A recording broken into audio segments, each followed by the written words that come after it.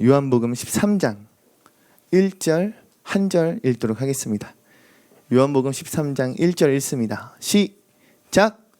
6월절 전에 예수께서 자기가 세상을 떠나 아버지께로 돌아가실 때가 이른 줄 아시고 세상에 있는 자기 사람들을 사랑하시되 끝까지 사랑하시니라. 아멘. 할렐루야. 오늘도 우리 주양교회 예배의 자리를 지키시고 또 사모함으로 나오는 우리 주양의 모든 성도 여러분들 주의 이름으로 사랑하고 축복합니다. 오늘 말씀의 제목은요, 끝사랑이라고 적어봤습니다. 끝사랑. 이 끝사랑이라는 표현을 검색을 해보니까요, 사전에는 등록되어 있지 않은 표현이더라고요. 첫사랑이라는 표현, 이런 단어는 사전에 등록되어 있지만 이 끝사랑이라는 표현은 없습니다. 그러나 우리가 보통 의미만 놓고 생각해 보자면 무엇을 알 수 있습니까? 마지막에 느끼는 사랑 혹은 결혼으로 맺어진 그 마지막 사랑, 이것을 끝사랑이라 표현할 수 있지 않을까 싶습니다. 조금 제 얘기를 해보자면 저는 저희 아내에게 첫사랑입니다.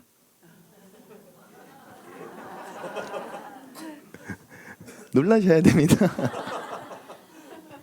저희 아내가 이 땅에서의 삶을 시작한 후로 처음으로 만나 사귄 연애한 첫 남자가 바로 저이기 때문이죠. 그죠?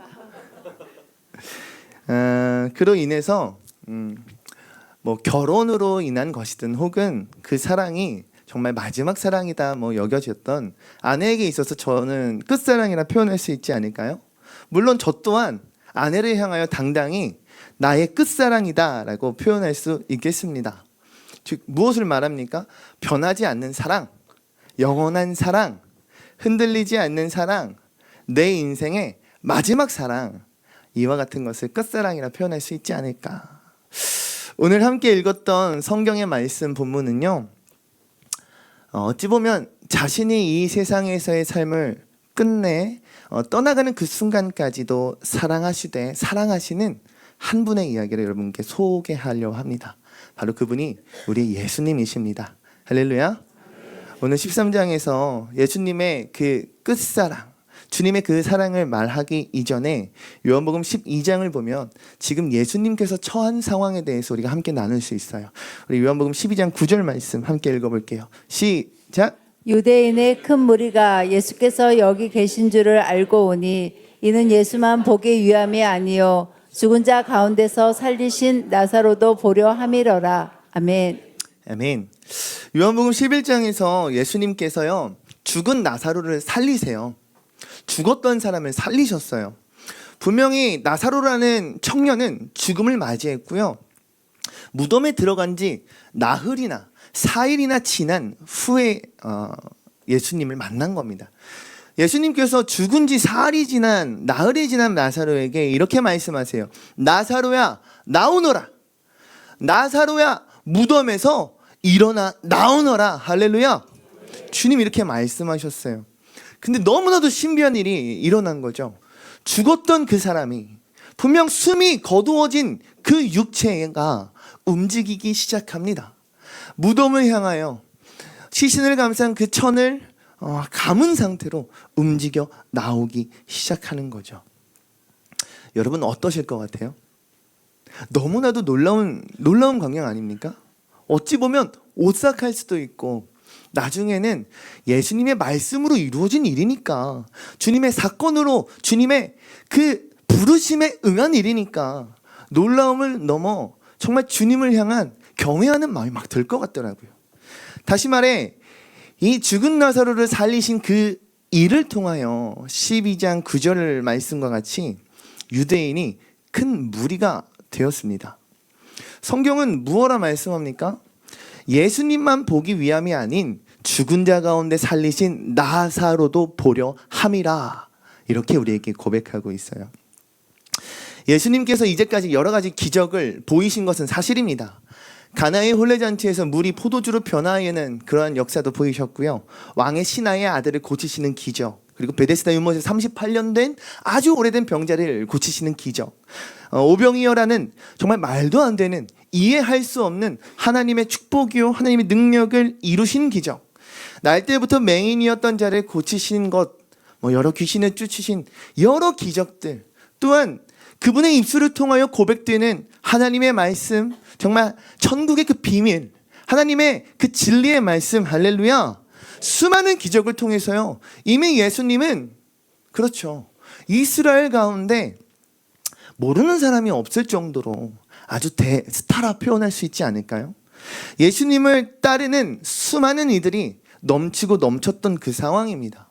더군다나 나사로의 그 죽음에서 나사로를 살리신 그 놀라운, 어찌 보면 이제까지 보이셨던 기적과는 차원이 다른, 진짜 죽었던 생명을 살리시는 그 놀라운 기적을 통해서 예수님을 따르는 무리가 더 많아졌을 거라 생각돼요.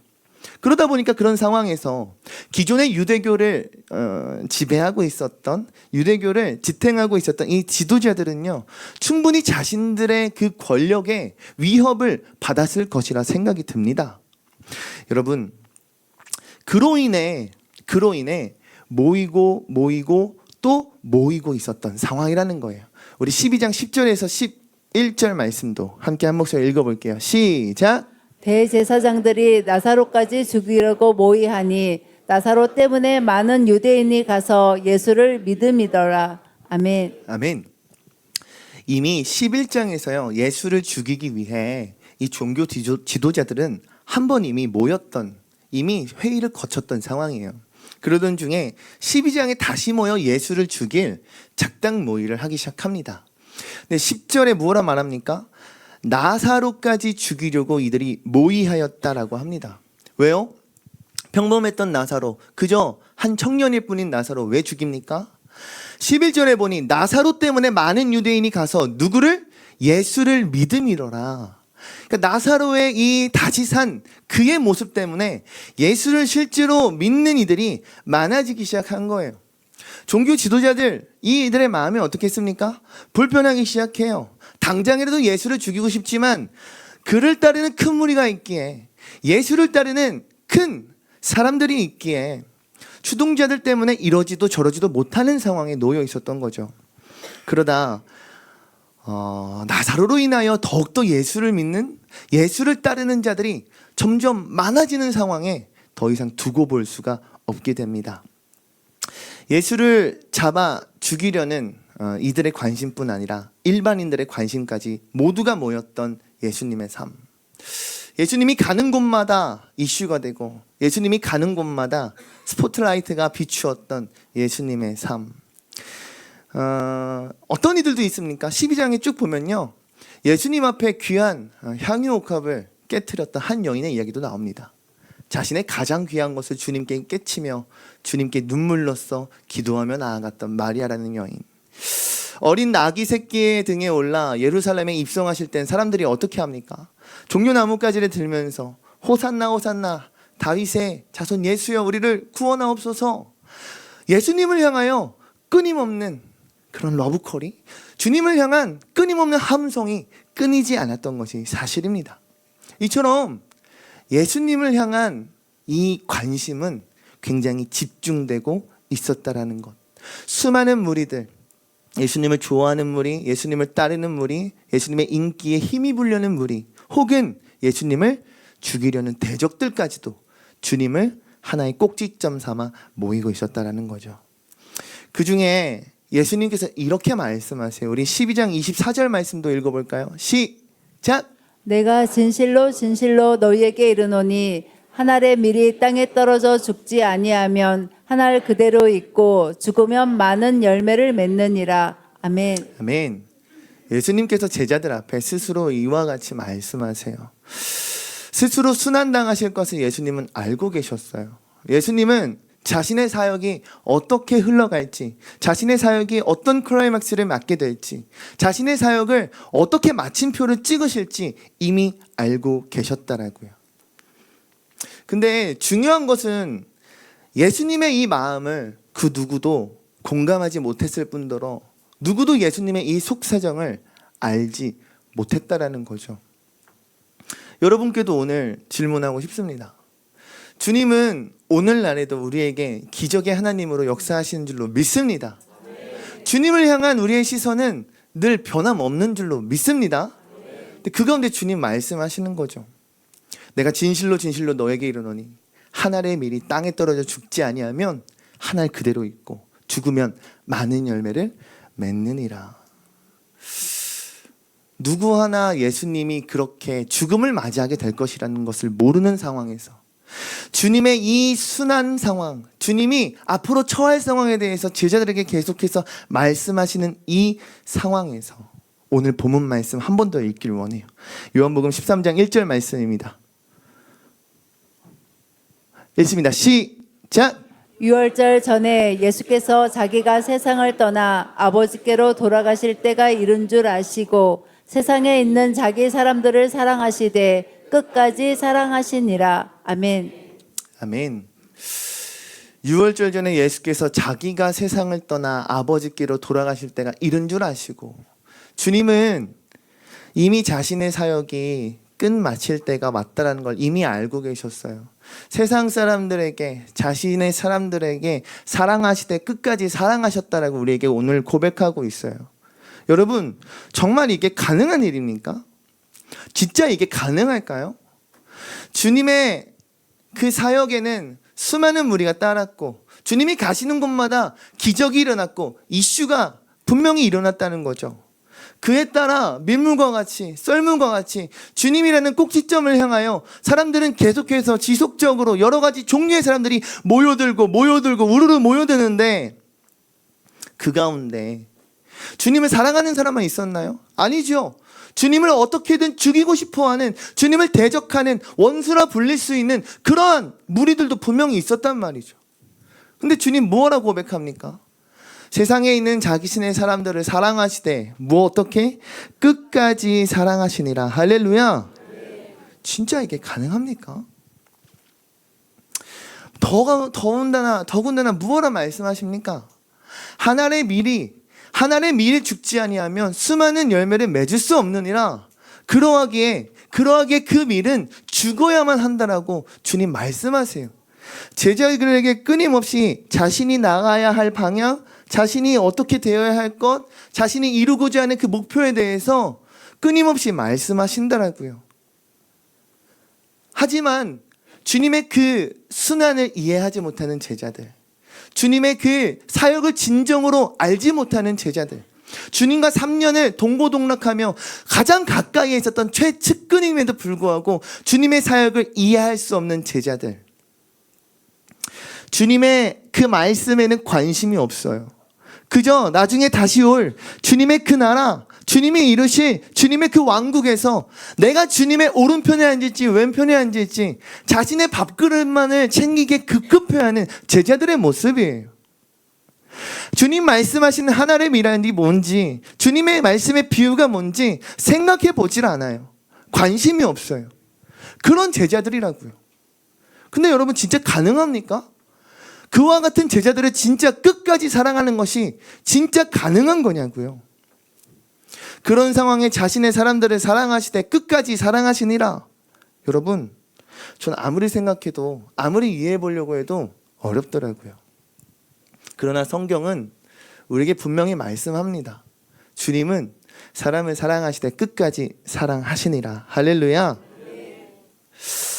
어찌 보면 천지창조를 지으신 하나님의 입장 또한 이와 같지 않았을까요? 창세기를 읽다 보면 재미난 표현이 정말 많은 것을 하나님 지으셨죠. 근데 그 가운데 사람을 지으신 이후에 모든 것에 마침표를 찍으셨어요.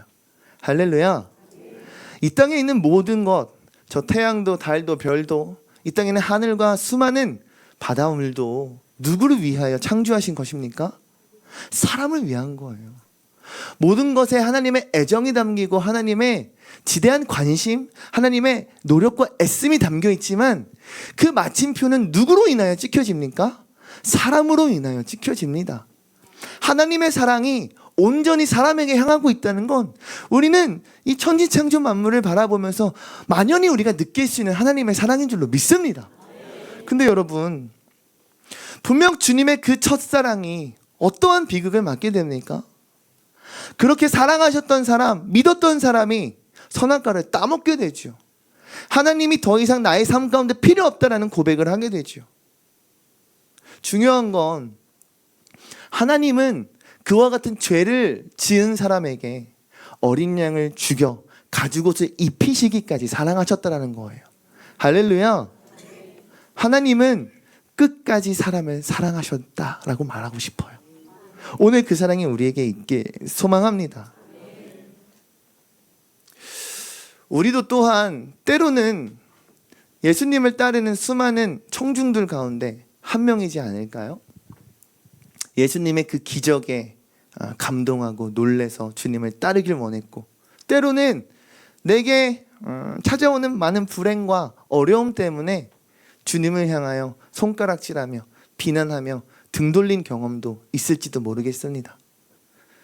어떤 모양, 어떤 모습이든 간에 주님은 우리를 사랑하시는데 어떻게 사랑하시는가? 끝까지 사랑하신다 말씀합니다.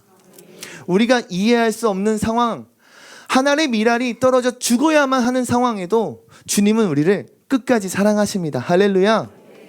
저 같으면 저를 따르는 수많은 무리가 있지 않습니까? 그 무리로 뭐라도 한가닥 해보고 싶은데요. 뭘 해도 되지 않겠어요? 나를 따르는 수많은, 더군다나 내게 능력이 있다. 근데 주님의 그 사랑은 우리에게 무엇을 조명하고 무엇을 드러내고 있는가? 진짜 참된 주님의 사역의 방향성을 잃어버리지 않음으로, 할렐루야, 우리를 향한 사랑을 끝까지 내비치시는 줄로 믿습니다. 주님은 우리에게 그와 같은 사랑을 이와 같이 따르라 말씀하십니다. 요한복음 12장 44절에서 47절입니다. 읽습니다.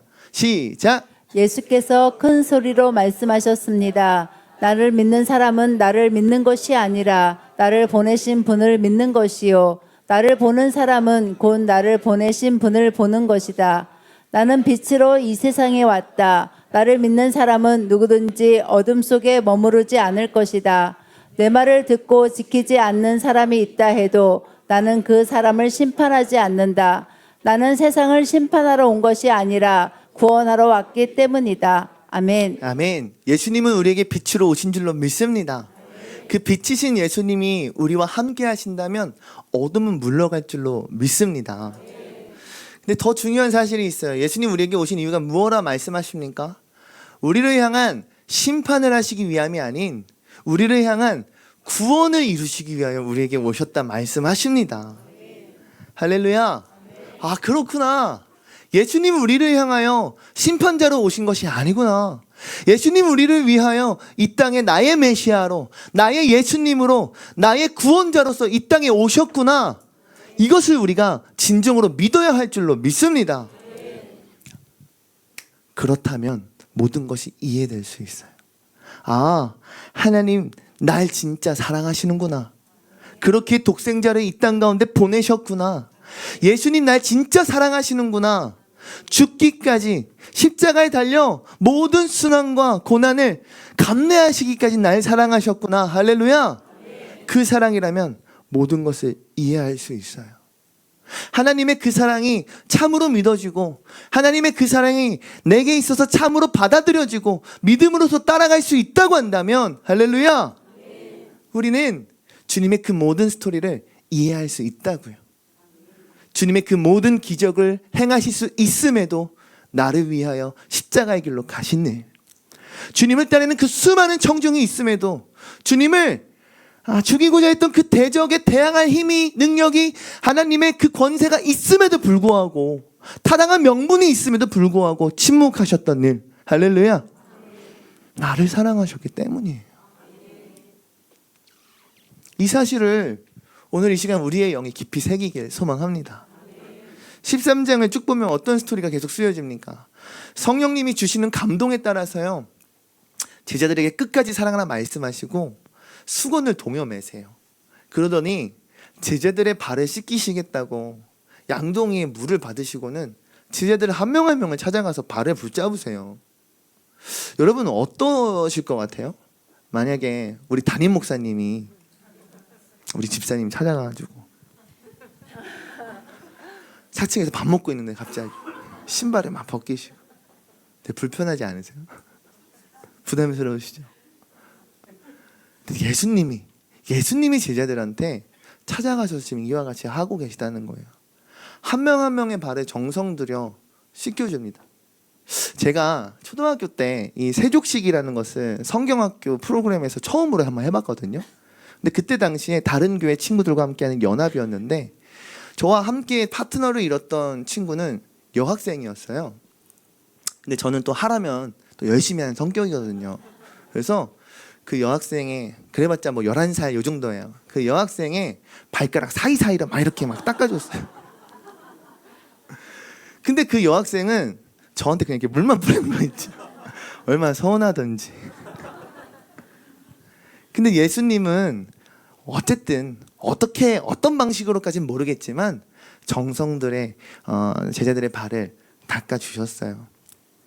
놀라며 당혹스러웠지만 주님이 행하시는 일에 그저 묵묵히 바라보는 제자들이었어요. 그 가운데 베드로가 이렇게 얘기하죠. 예수님, 저의 발은 절대 예수님이 씻으실 만한 그런 게 못 됩니다. 저의 발을 주님께 내어드릴 수 없습니다. 이에 주님이 이렇게 말씀하십니다. 13장 7절, 8절, 14절, 15절 말씀 읽겠습니다. 시작. 예수께서 대답하여 이르시되 내가 하는 것을 내가 지금은 알지 못하나 이후에는 알리라. 베드로가 이르되 내 발을 절대로 씻지 못하시리이다. 예수께서 대답하시되 내가 너를 씻어주지 아니하면 내가 나와 상관이 없느니라. 내가 주와 또는 선생이 되어 너희 발을 씻었으니 너희도 서로 발을 씻어주는 것이 옳으니라. 내가 너희에게 행한 것 같이 너희도 행하게 하려 하여 본을 보였노라. 아멘. 아멘. 결단코 나의 발을 씻기지 못할 것입니다. 주님, 나의 발을 만지지 마세요 라는 베드로에게 주님 뭐라 말씀하십니까? 내가 너를 씻어주지 아니하면 너는 나와 상관이 없는 자다 라고 말씀하세요. 근데 이와 더불어 더 나아가서 예수님이 이렇게 말씀하시는 거죠. 내가 주가 되고 내가 선생이 되었음에도 불구하고 너희의 발을 씻겨준 것 같이 어떻게 해요? 너희도 이렇게 하라. 할렐루야. 너희가 서로 주님이 보여주신 이 모습과 같이 서로 행하기를 예수님 제자들에게 말씀하셨어요. 오늘 우리에게도 동일하게 말씀하시는 줄로 믿습니다. 다시 말해 오늘 제자들 그리고 우리를 향하여 주님 무엇라 말씀하십니까? 예수님 우리에게 보이신 그 사랑을 우리도 우리에게 서로 행하길 원하시는 줄로 믿습니다. 끝까지 사랑할 것 할렐루야. 변하지 않게 사랑할 것 할렐루야. 영원한 사랑 할렐루야. 그 사랑을 우리에게 원하신다고요. 저는 먼저 우리가 예수님을 향한 사랑이 이와 같길 소망해요. 주님, 내가 주님을 향해 내 사랑 변하지 않겠습니다. 내 끝사랑 주님께 0점 조정하겠습니다. 맞추겠습니다. 결코 흔들리지 아니하겠습니다. 라는 고백이 있길 소망해요. 이와 같은 고백이 있는 자가 다른 이의 발을 씻길 줄 아는 줄로 믿습니다. 여러분, 지난번 제가 프리즘 헌신 예배 때 잠깐 나누었다 멈춘 이야기가 있죠. 바로 아브라함의 이야기예요. 아브라함 뭐라고 했죠? 아브라함이 되기 전 아브람이던 시절에 그의 이름은 이와 같은 뜻이라고 했어요. 집안의 큰 아버지, 집안의 높은 큰 사람, 그냥 이 정도의 이름을 가졌지만 그가 하나님을 만나고 난 이후로 하나님과 삶을 동행하면서 변화된 이후에 그의 이름은 열방의 아버지, 열국의 아버지, 온 민족의 아버지라 불리게 됩니다. 그의 인생에 있어서 어떠한 스토리가 쓰여집니까? 하나님의 말씀이 그의 인생 가운데 찾아오는 역사가 있습니다. 할렐루야. 하나님의 음성이 그냥 하란 땅에 맨날 하루하루 똑같이 살고 있었는데 들리기 시작한 거예요. 저는 이것이 은혜라 생각합니다. 하나님의 이와 같은 선행의 은혜가 우리에게 이미 있는 줄로 믿습니다. 명백히 이것은 은혜입니다. 주님의 말씀이 들리는 은혜. 하나님은 아브라함에게 뭐라 말씀하십니까? 엉덩이 들고 떼. 그리고 내가 말하는 가나안 땅, 축복의 땅으로 가라. 하나님 말씀하십니다. 할렐루야. 그가 어떤 모습을 보입니까? 실제로 자신의 엉덩이를 떼요. 그리고 들려진 그 은혜의 말씀에 믿음이 생깁니다. 믿음이 생겨요. 그 믿음으로 말미암아 그 약속의 땅, 하나님 말씀하시는 땅으로 그가 정진하여 나아가더라고요. 그의 나이 75세에 이루어진 일이에요. 여러분, 이와 같은 은혜가 여러분에게 있길 소망합니다. 아멘. 75세에도 하나님 은혜 받으면 하나님 이와 같은 은혜의 역사, 축복의 통로의 역사로 하나님 들어 사용하신 줄로 믿습니다. 우리 프리즘 옛고마을 10대 나이 때 주님께 붙들린 인생 되길 소망합니다. 하나님은 어떻게 사용하시겠습니까? 놀랍게 사용하실 줄로 믿습니다. 애들만 그럴까요? 아니죠. 오늘날 우리 성도님들도 동일한 은혜가 있을 줄로 믿습니다. 75세의 나이에 삶의 터가 바뀐다는 건 여러분 엄청난 결단이 필요한 거예요. 이것은 내게 들려진 은혜의 말씀을 진짜로 믿지 않으면 이거는 나아갈 수 없는 여정이라고요. 내가 살고 있었던 동네, 나와 관계된 인프라, 나와 관계된 모든 사람들의 관계를 끊고 나아간다는 건 그의 적지 않은 나이에 오히려 더 어려운 일이라고요. 여러분, 아브라함은 진짜 믿음이 있었기에 그 여정을 떠날 수 있었어요. 그 믿음 가운데 하나님 어떤 풍경을 허락하실까요? 창세기 12장 5절에서 6절 말씀 읽어볼게요. 읽습니다. 시작. 그는 아내 사레와 조카 롯과 그들이 모은 모든 재산과 하란에서 그들이 얻은 사람들을 데리고 가나안 땅을 향해 떠나 가나안 땅에 이르렀습니다. 아브라함이 그 땅을 지나 세겜 땅 모래의 큰 나무 앞에 이르렀는데 당시 그 땅에는 가나안 사람들이 살고 있었습니다. 아멘. 아멘. 약 700km가 넘는 거리를 걷고 또 걷습니다. 진짜 힘을 다해 걸었을 거예요. 75세니까요. 죽기까지 마음을 다잡고 걸었을 겁니다. 그런데 도착한 그 땅에 문제가 있었어요. 이미 가나안 땅에 다른 사람들이 가득 살고 있었던 거죠. 굳은 믿음, 하나님을 향한 변치 않는 믿음, 진짜 하나님을 향한 그 믿음 하나만 붙들고 여기까지 왔는데 그가 마주했던 현실은 자신이 생각하고 자신이 상상했던 것과는 매우 다른 모습이었을 거예요. 그 땅에는 이미 다른 민족이 살고 있었고 새롭게 새롭게 이주해온 아브라함과 그의 식솔들이 그곳에서 정착하기란 결코 쉽지 않았을 것이라 생각을 돼요. 여러분에게 이와 같은 일이 벌어진다면 어떻게 하시겠습니까? 내 모든 것을 다 걸었는데 하나님을 향한 그 믿음으로 나의 삶의 모든 것을 다 올인했는데 하나님, 내가 진짜 믿을게요. 진짜 따를게요. 하나님, 나를 축복의 근원으로, 근본으로 사용해 주신다니, 나를 모든 민족의 아버지로 삼아 주신다니, 그 말씀 내가 붙들게요. 그 말씀 내가 붙들고 나아갈게요 라고 결단했는데 그가 죽을 고생을 하여 도착한 그곳은 700km 이상을 행군하여 도착한 그곳은 다른 사람으로 가득 차 있었다고요. 그는 진짜 믿었어요. 복에 복을 줄 것이라는, 축복에 축복을 더할 것이라는 주님의 말씀을 진짜로 믿었다고요.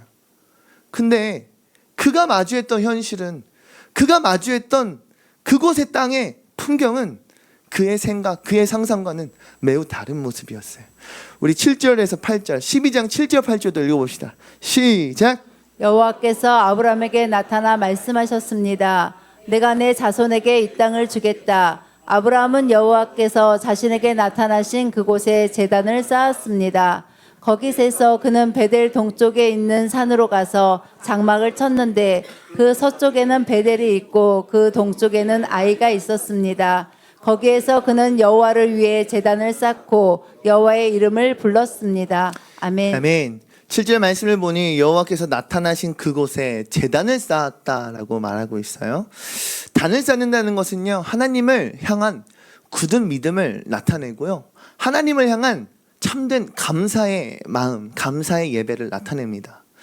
다시 말해 그는 자신이 생각하고 자신이 상상했던 가나안 땅의 모습은 아니었지만 자신이 꿈꿨고 하나님이 말씀하신 그대로의 그 모습을 바라며 마주했던 그 땅의 현실은 아니었지만 그럼에도 불구하고 여전히 내 삶에 찾아와 말씀하시는 할렐루야, 여전히 내 삶에 찾아와 역사하시는 할렐루야, 하나님 앞에 단을 쌓는 모습을 우리에게 보여주고 있어요.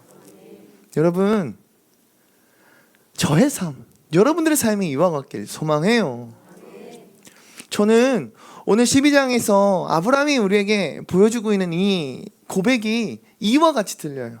하나님 진짜 사랑해요. 하나님 나 진짜 하나님 그래도 사랑해요. 내가 상상했고 내가 뜻을 세웠고 내가 앞으로 나의 삶 가운데 이룰 계획을 세웠음에도 불구하고 이미 도착한 가나안이란 그곳은 내가 생각했던 상상했던 내가 원하고 소망하고 바랐던 그 땅의 모습과는 전혀 다르지만 하나님 그래도 나 진짜 하나님 사랑해요. 내가 주님께 나의 삶을 아직도 올인하겠습니다. 주님께 아직도 나의 믿음을 드리겠습니다. 이와 같은 고백으로 들리더라고요. 여러분, 이와 같은 고백이 오늘날 우리에게도 있어야지 않을까요? 가나안 땅에 이미, 약속의 땅에 이미, 그 축복의 약속이 있는 땅에 이미 이방인들로 가득하고 그들이 믿는 이방의 문화, 이방의 신, 이방의 우상으로 가득한 땅이었지만 그럼에도 불구하고 그곳 가운데 하나님의 역사가 분명히 있을 것이라는, 나의 삶 가운데 내가 생각하지 못했던, 내가 상상하지 못했던 어려움을 마주했을지라도 하나님을 향한 그 믿음이 흔들리지 않는 것, 할렐루야, 이 모습이 우리에게도 있어야 하지 않을까요? 12장 9절 말씀에 아브라함은 계속해서 우리에게 이렇게 말합니다. 읽어보겠습니다. 시작. 아브라함은 계속 이동해서 네겝으로 나아갔습니다. 아멘. 네겝이란 단어의 뜻은요, 황무지예요. 황무지. 그러니까 아브라함이 계속해서 이동해서 어디로 가고 있냐면 황무지로 계속 가고 있다라는 거예요. 저는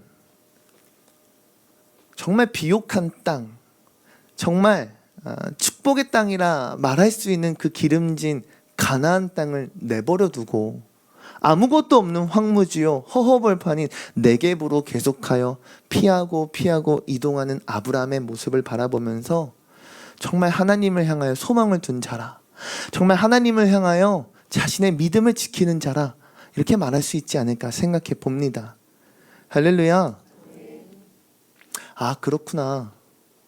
그가 하란 땅에서 엉덩이를 떼고 그가 도착했던 그곳은 비록 그가 상상했던 이미 완성된 땅은 아니었지만 그럼에도 불구하고 나의 삶 가운데 계속해서 찾아오시는 하나님, 주님의 그 말씀, 은혜의 말씀을 따라 계속해서 정진하여 나아가는 모습을 보이고 있구나. 그곳이 설령 네겝이라 할지라도 아브라함은 계속해서 나아가고 있구나. 할렐루야. 이와 같은 말씀이 마음이 듭니다. 어떻게 그럴 수 있었을까요? 아브라함은 어떻게 적과 꿀이 흐르는 그 비옥한 땅, 비록 이방신이 가득할다 할지라도 그곳에 정착할 수 있지 않을까요?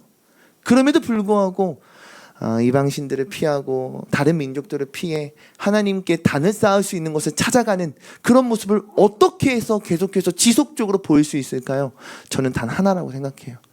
하나님이 아브라함에게 끝사랑이었기 때문인 줄로 믿습니다.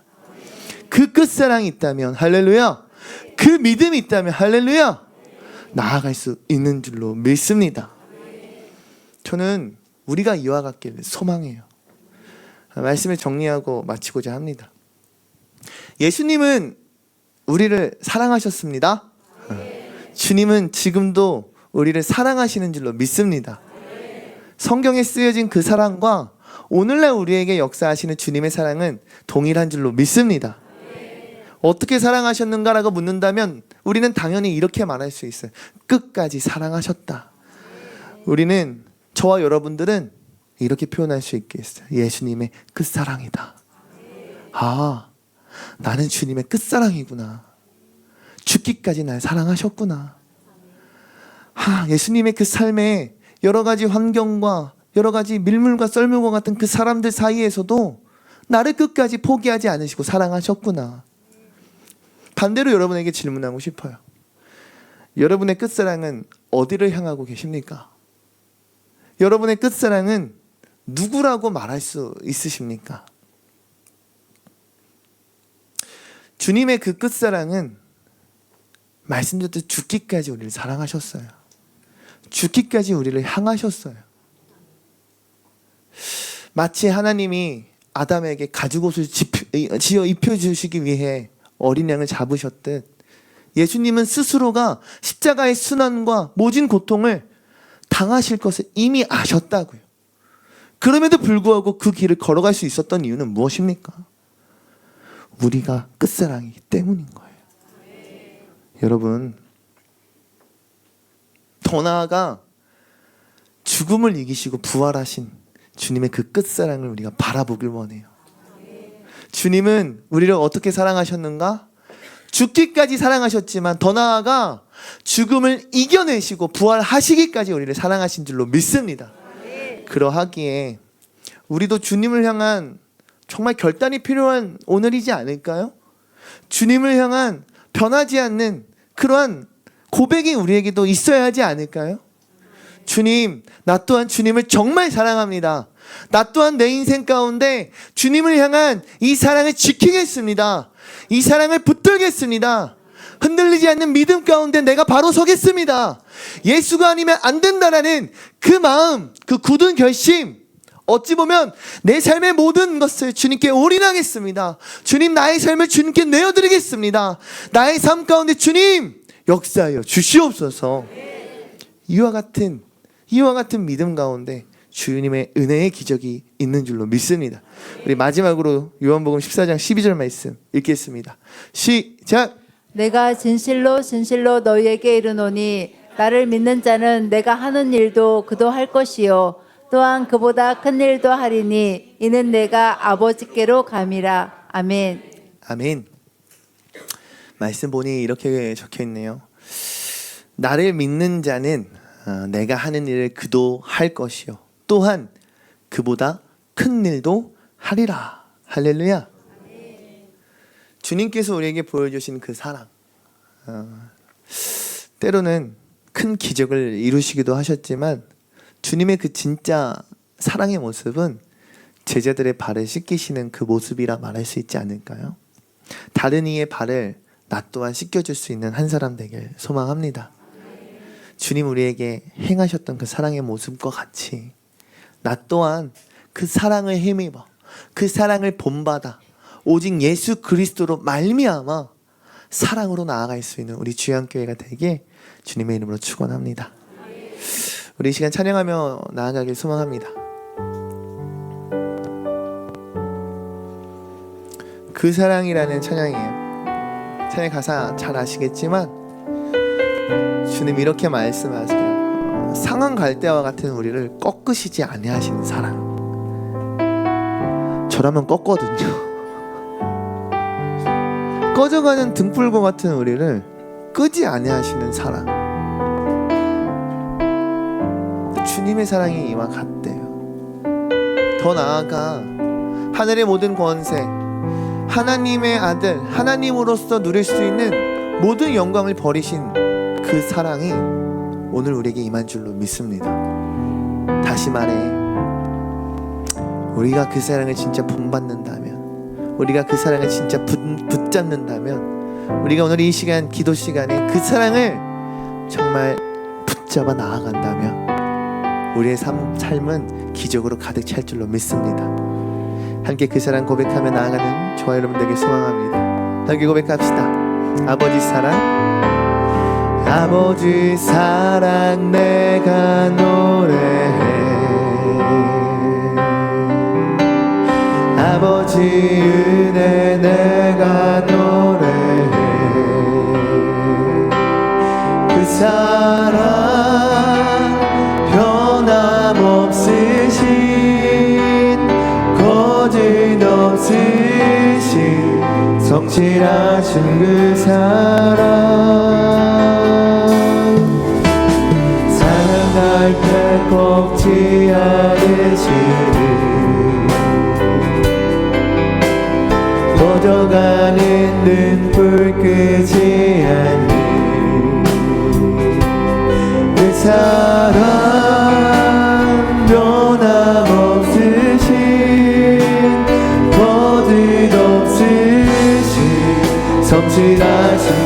사랑 사랑 그 사랑 날 위해 주신 날 위해 다시 예수 그리스도 다시 오신 그 사랑 죽음도 생명도 천사도 하늘의 어떤 곳에도 끊을 수 없는 영원한 그 사랑 예수 아버지 사랑 내가 노래 아버지 사랑 내가 노래 아버지 은혜 내가 노래 그 사랑 변함없으신 거짓없으신 성취하신 그 사랑 상한 갈 때 꺾지 않으시니 상한 갈 때 꺾지 않으시니 꺼져가는 등불 끄지 아니하시는 꺼져가는 등불 끄지 않는 그 사랑 그 사랑 변함없으신 거짓없으신 성실하신 그 사랑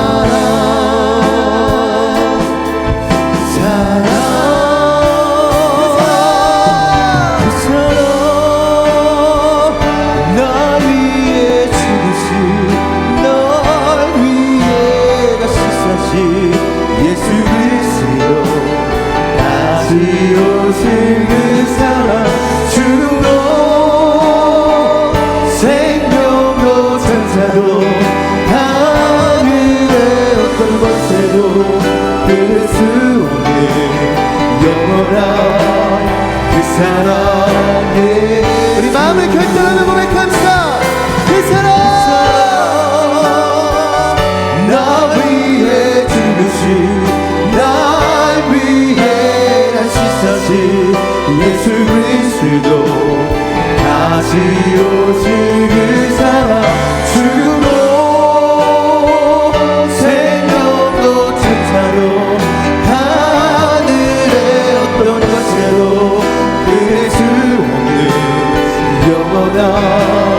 그 사랑 우리 기도의 자리로 나아갑시다. 그 사랑 날 위해 죽으신 주님의 그 사랑이 우리를 향하여 결코 변하지 아니하시는 그 사랑과 같습니다. 우리 또한 주님 앞에 그 사랑을 고백하는 주의 성도에게 소망합니다. 아멘. 생명도 천사도 곳에도 끊을 수 없는 영원한 그 사랑 우리 마지막으로 그 사랑 날 위해 죽으신 날 위해 다시 사신 예수 그리스도 다시 오신 그 사랑 죽음도 천사도 하늘의 어떤 곳에도 끊을 수 없는 영원한 그 사랑 예수 이 시간 함께 기도하길 원해요. 예수님의 그 사랑은 늘 우리에게 변함없으셨어요. 늘 우리에게 성실하게 역사하세요. 사람이 많을 때나 사람이 없을 때나 기적이 있을 때나 기적이 없을 때나 동일하게 우리에게 역사하신다고요. 혹여나 나의 삶에 어떠한 환경에 따라 조건에 따라 나의 사랑의 조건이 변하십니까? 나의 사랑의 고백이 달라지십니까? 그렇다면 우리는 오늘 이 시간 회개해야 돼요. 하나님, 나 또한 주님 앞에 변함없는 사랑을 고백하겠습니다. 나 또한 주님 앞에 그 사랑을 고백합니다. 하나님, 나의 삶의 이유 되십니다. 하나님, 나의 삶에 참된 소망 되십니다. 주님만을 예배하길 원하고 주님만을 찬양하길 원하고 주님께 나의 사랑을 드리길 원해요. 이 시간 주님 만나길 원해요. 주의 역사가 이곳에 임하길 원해요. 이 시간 말씀을 기억하시면서 주여 세 번 크게 부르짖고 함께 통성을 담아 나아갑시다.